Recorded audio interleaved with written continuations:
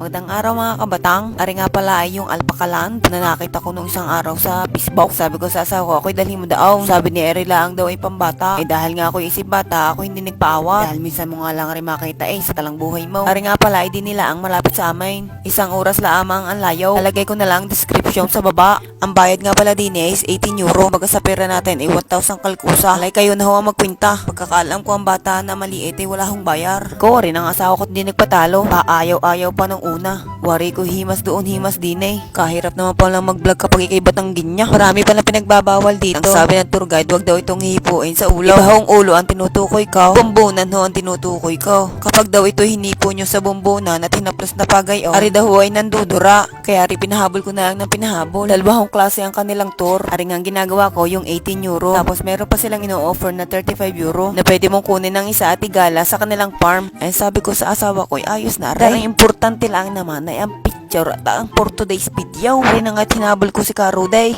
At ayaw pa talaga akong pasinin. Wari ko siya busog na. At ang sabi ko na lang, siya kabigyan mo ng numero at nang makataya sa luto. Ay siya, hanggang dito na lang po mga kabatang ang ating for today's video. Huwag niyong kakalimutang i-click at baka tayo magaruti ng mamay.